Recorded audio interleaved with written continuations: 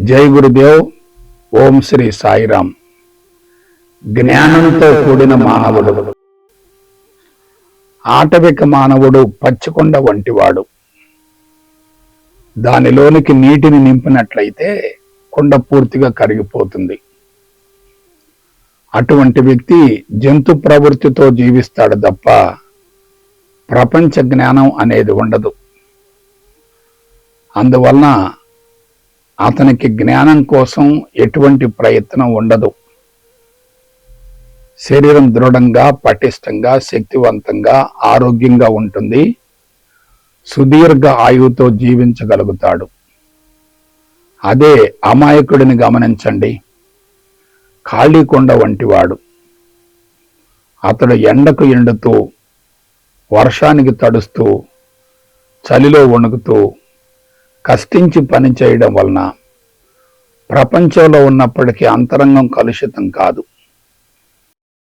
అదే ఆధునిక నవనాగరిక మేధావిని గమనించండి. సగం నిండిన కొండలా ఉంటాడు. ప్రాపంచిక జ్ఞానంలో నిమగ్నమై అంతరంగంలో అశాంతిని, అసంతృప్తిని పెంచుకుంటాడు. ఇంకా ఏదో కావాలని ఆరాటపడుతూ ఉంటాడు. జిజ్ఞాస ఎక్కువగా ఉంటుంది. అదే కొండ నిండుగా ఉంటే ఎలా ఉంటుంది? అంతరంగంలో ఎటువంటి అసంతృప్తి ఉండదు. ఇక దేనిని గురించి ఆరాట ఉండదు. అయితే జ్ఞానం కూడా బంధమే అని తెలుసుకొని దానిని వదిలివేయగలిగితే ఎలా ఉంటుంది? జ్ఞానమనే బంధం లేకపోతే శారీరక మమకారం లేనట్లే కదా. శరీరమే లేదనే భావన కలిగితే ఇక జీవితం, ప్రపంచం, ప్రకృతి, విశ్వాలకు అవకాశమే ఉండదు కదా. అదే ముక్తి లేక మోక్షం అంటే.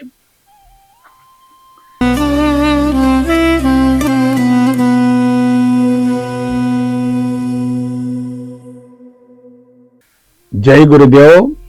ఓం శ్రీ సాయిరాం. సాకారం, నిరాకారం. దివ్యాత్మ స్వరూపులారా, కంటికి కనిపించేది సాకారం, దానిని నడిపించేది నిరాకారం. సాధన అనేది సాకారంతో ప్రారంభం కావాలి, నిరాకారంతో అంతం కావాలి. సాకారం లేకుండా నిరాకారానికి వెళ్ళే అవకాశమే లేదు. రూపంతో ప్రారంభం కావాలి, ఆ రూపాన్ని కూడా వదిలివేయాలి.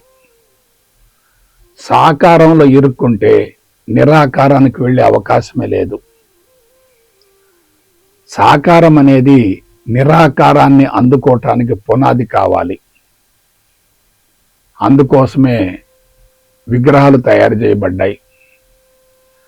సాకారాన్ని వ్యతిరేకించినట్లయితే నిరాకారాన్ని అందుకోవటం సాధ్యం కాదు.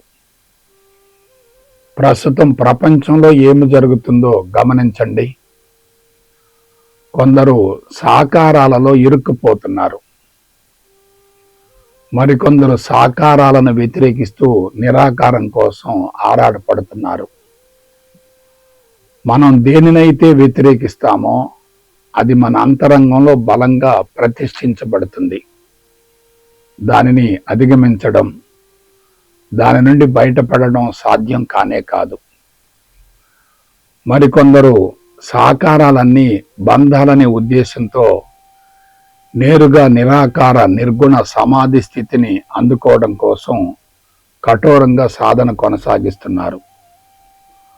వారు సాకారాన్ని వ్యతిరేకిస్తున్నారు, నిరాకారాన్ని అందుకోవటం కోసం కఠోర సాధన చేస్తున్నారు.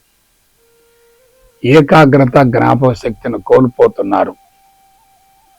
తీవ్రమైన అసంతృప్తి చెందుతున్నారు. ఆధ్యాత్మిక మార్గంలో పరిణతి చెందలేకపోతున్నారు. గమనించండి.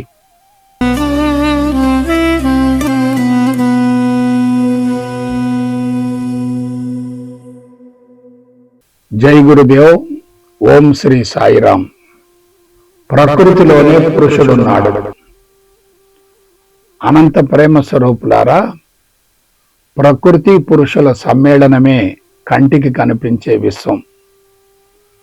కనిపించేది ప్రకృతి అయితే నడిపించేవాడు పురుషుడు.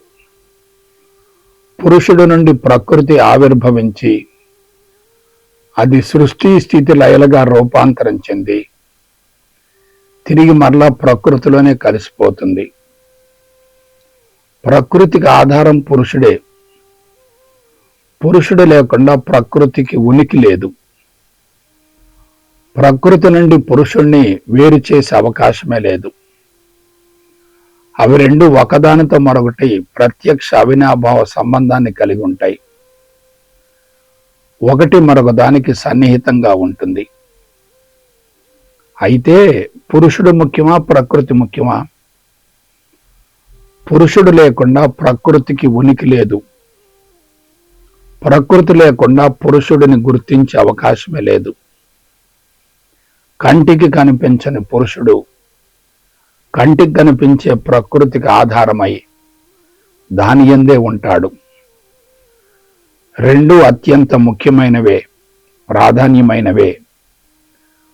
ఒకటి లేకుండా మరొక దానికి ఉనికి లేనప్పుడు ఎక్కువ తక్కువలను ఎలా నిర్ణయించగలుగుతాం? పైగా ప్రకృతి యందే పురుషుడున్నప్పుడు పురుషుని కోసం ప్రత్యేకంగా వెతకనవసరమే లేదు కదా. ఆ విధంగా కనిపించే ప్రకృతిలోనే పురుషుడిని గుర్తించటమే ఆధ్యాత్మికత అవుతుంది. దానినే ఆత్మ సాక్షాత్కారం అంటారు. అట్టి స్థితిలో పురుషుని కోసం ఎటువంటి అన్వేషణ చేయవలసిన అవసరం ఉండదు కదా.